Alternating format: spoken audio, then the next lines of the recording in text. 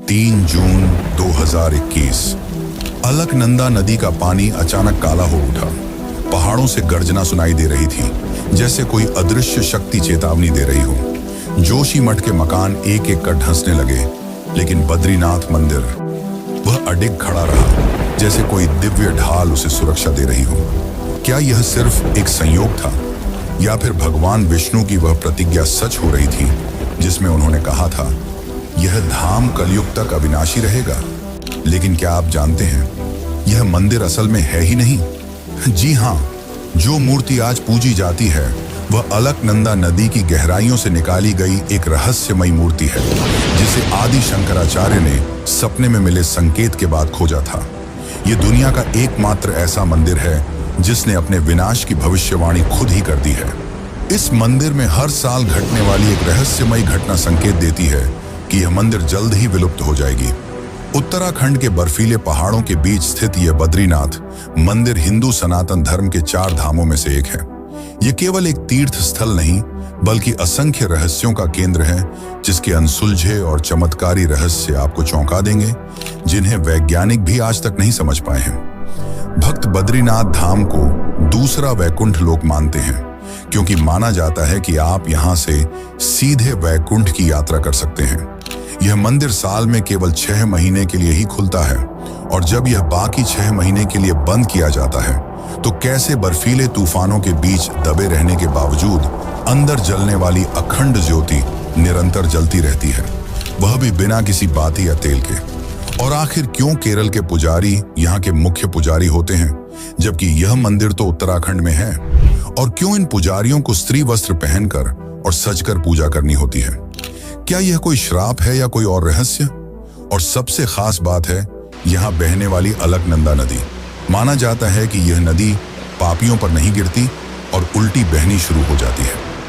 आपने भारत के सभी हिंदू मंदिरों में शंख बजते तो जरूर देखा होगा, पर ऐसा क्या हुआ कि बद्रीनाथ धाम में शंख बजाने पर पूरी तरह प्रतिबंध लगा दिया गया है? बद्रीनाथ धाम बर्फीले पहाड़ों के बीच है, जिस कारण इसका तापमान हमेशा 9 डिग्री से कम रहता है, और आसपास के सभी तालाब और नदियों का पानी जम जाता है। पर चौंकाने वाली बात तो यह है कि इस सर्द मौसम में भी तप्त कुंड का पानी हमेशा 54 डिग्री सेल्सियस रहता है, जो कि काफी ज्यादा गर्म होता है। आखिर यह संभव कैसे है?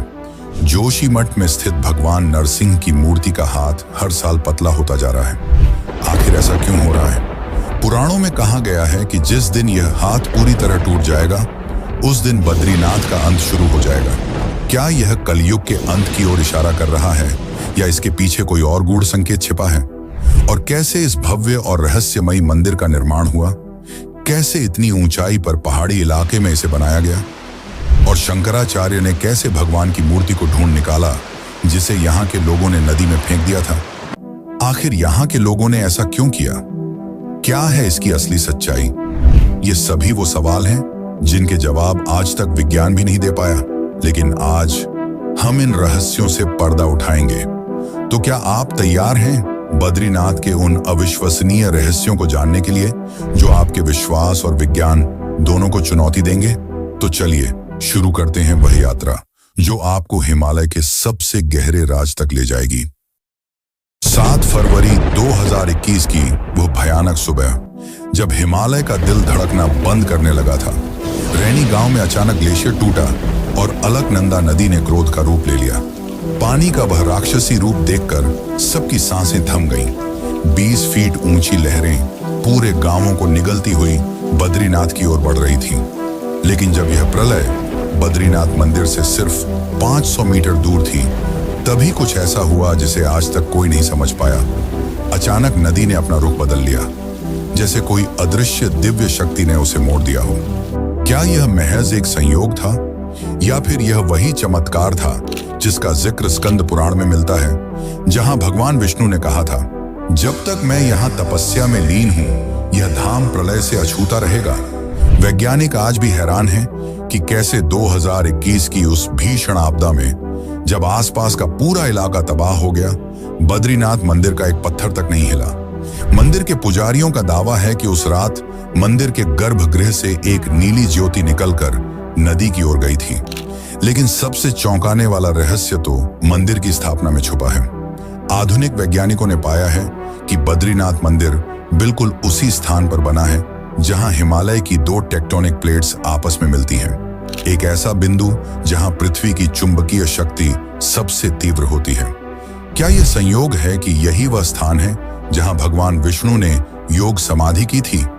और एक और हैरान कर देने वाला तथ्य, 1803 के भीषण भूकंप में जब पूरा गढ़वाल क्षेत्र ध्वस्त हो गया था, तब भी बद्रीनाथ मंदिर को कोई नुकसान नहीं हुआ था।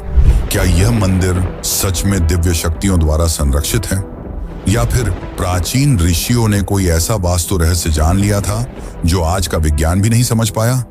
वैसे अगर आपको वीडियो अच्छी लग रही है तो कमेंट में जय बद्रीनाथ जरूर लिखें।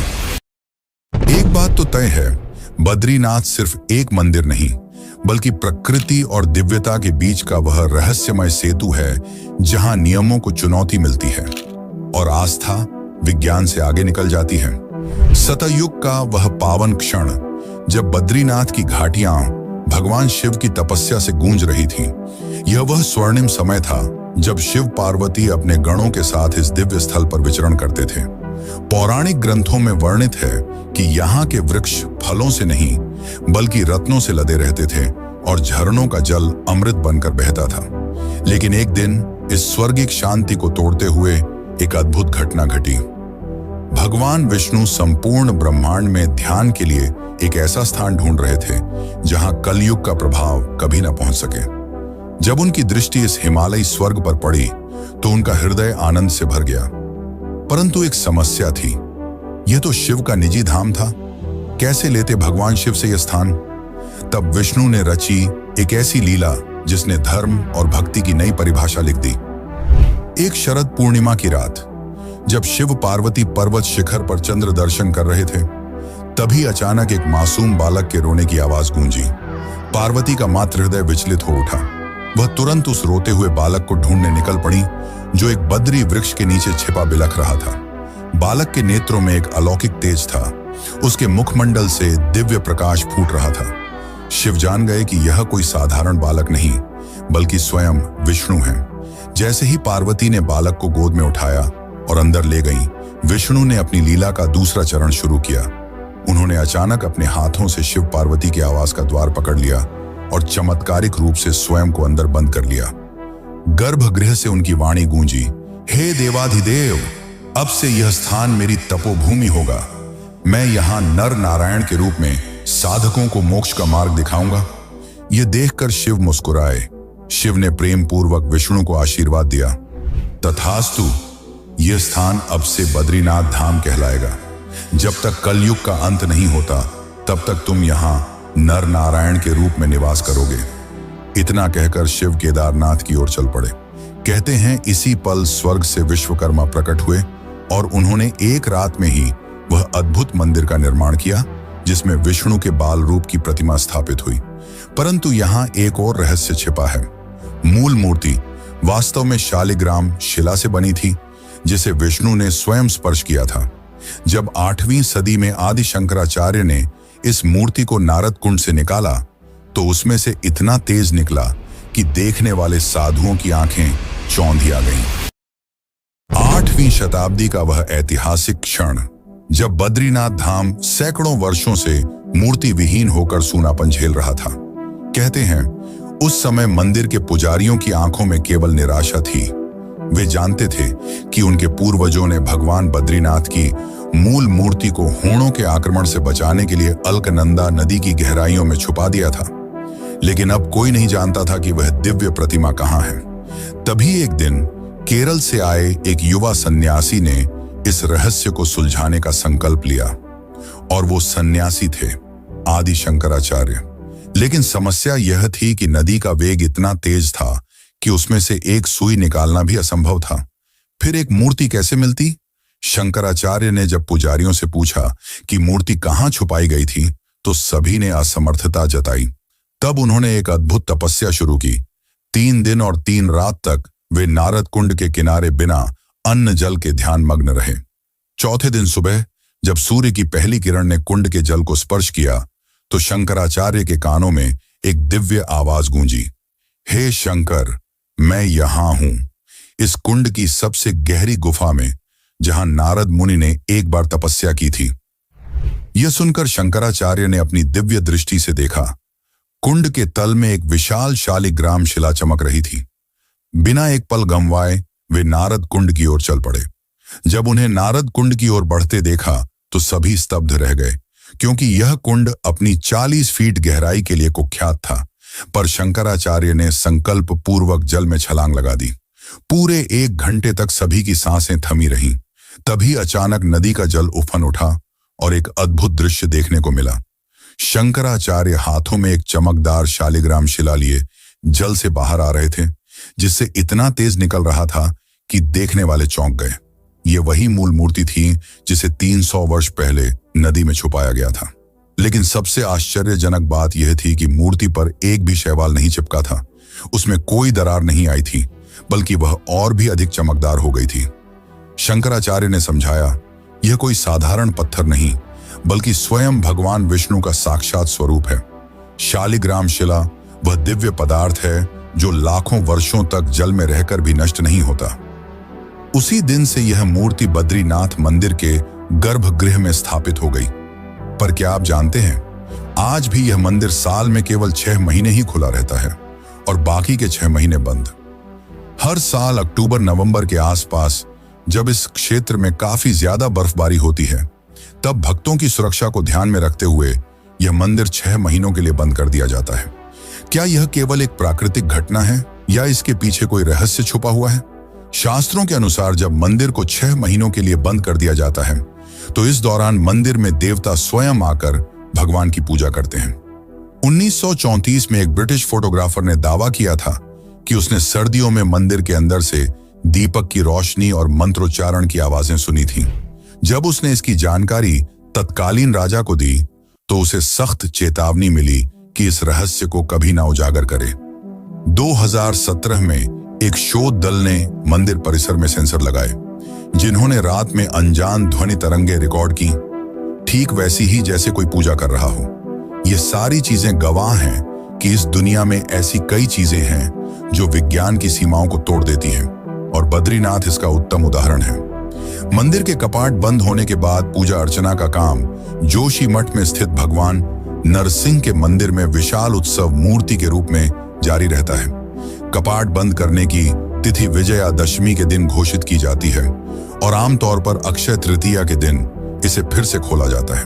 लेकिन सबसे चौंकाने वाली बात तो यह है कि मंदिर के कपाट 6 महीनों के लिए बंद करने से पहले मंदिर के अंदर अखंड ज्योति जलाई जाती है, जो 6 महीनों तक लगातार बिना बुझे जलती रहती है। आखिर क्यों इसका तेल खत्म नहीं होता? क्यों बाती पूरी तरह नहीं जलती? यह आज भी विज्ञान के लिए चौंकाने वाली बात है।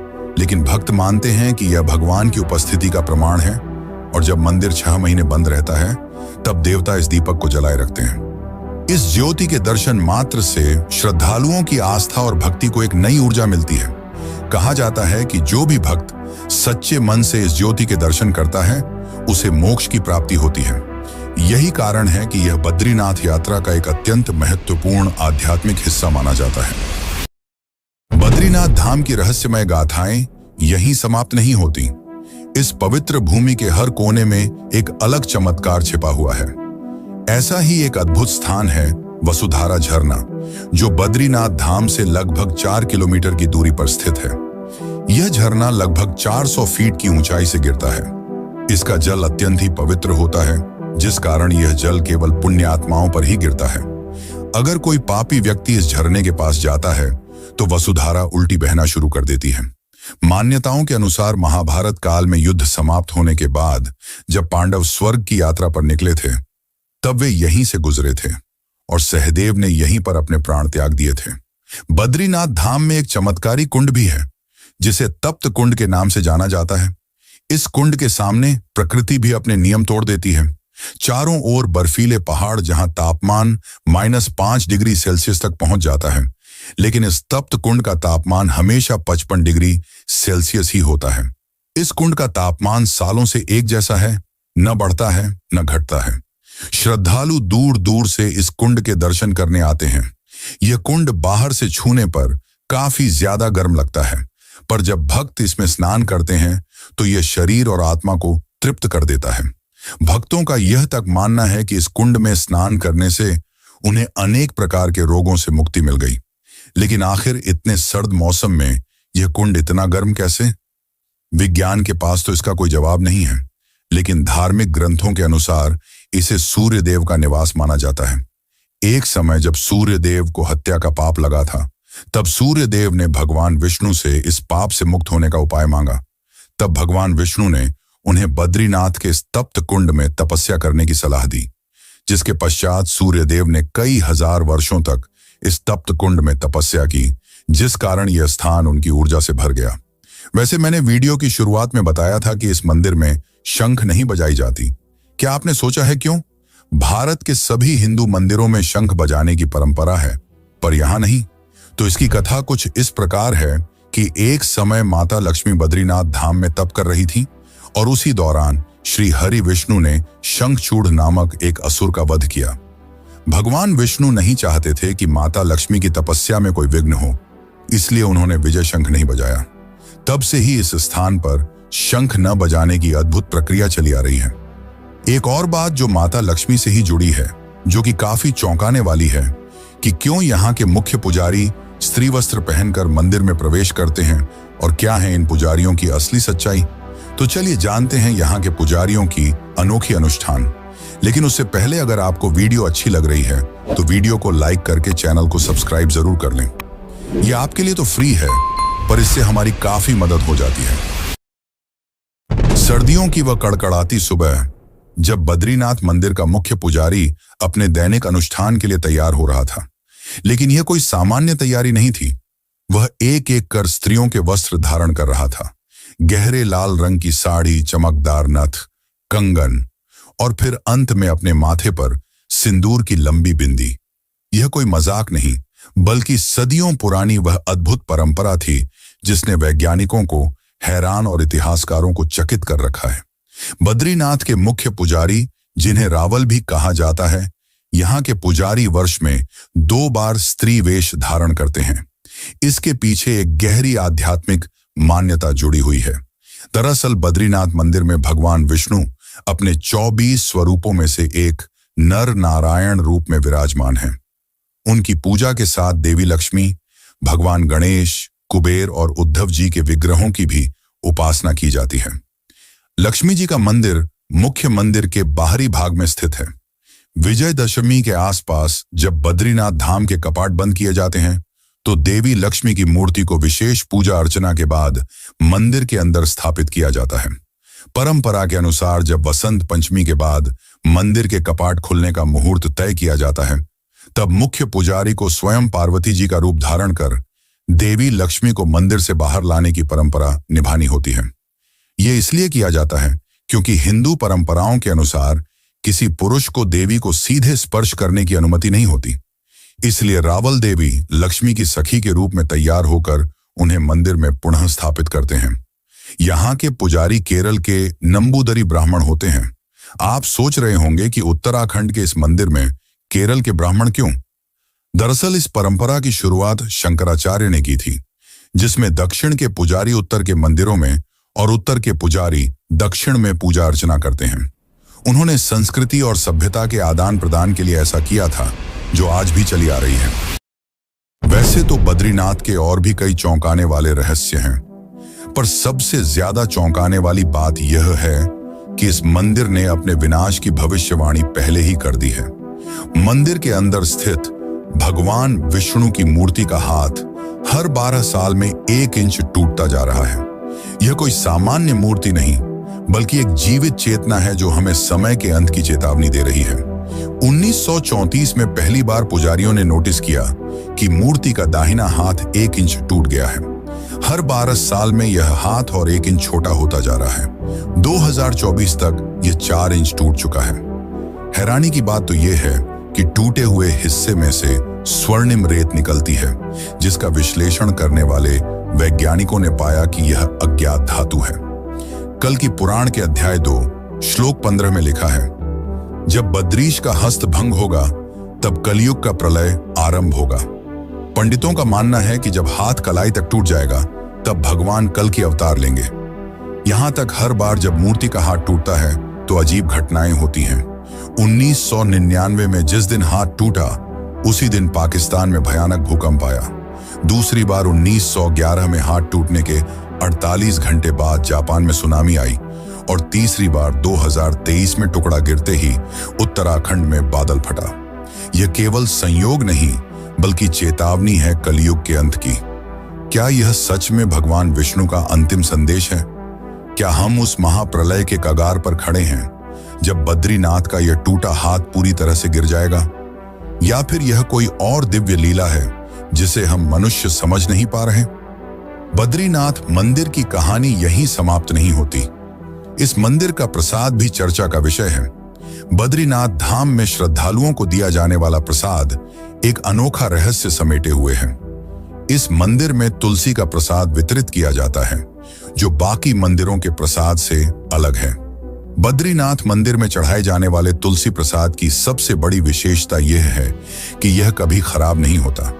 आप इस प्रसाद को कितने भी दिन रख लें, यह न तो खराब होता है और न ही इसकी सुगंध समाप्त होती है। इस तुलसी प्रसाद को विशेष रूप से भगवान बद्रीनाथ को अर्पित करने के बाद ही भक्तों को वितरित किया जाता है। कहा जाता है कि इस प्रसाद को ग्रहण करने से शारीरिक और मानसिक शुद्धता प्राप्त होती है। वैज्ञानिक दृष्टिकोण से देखें तो तुलसी में औषधीय गुण पाए जाते हैं जिससे यह जल्दी खराब नहीं होती। तुलसी में मौजूद एंटीबैक्टीरियल और एंटीऑक्सीडेंट गुण इसे लंबे समय तक सुरक्षित रखते हैं। लेकिन श्रद्धालु इसे केवल भगवान बद्रीनाथ की कृपा मानते हैं जो इस प्रसाद को दिव्यता प्रदान करती है। बद्रीनाथ धाम के रहस्यों की यह यात्रा अब अपने अंतिम पड़ाव पर पहुंच चुकी है, लेकिन एक सवाल अभी भी अनुत्तरित है।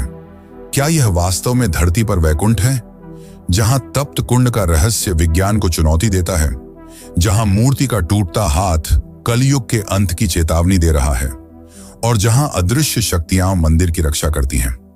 ये सभी रहस्य एक ही सत्य की ओर इशारा करते हैं। बद्रीनाथ कोई साधारण स्थान नहीं बल्कि दिव्य और मानवीय लोक के बीच का सेतु है।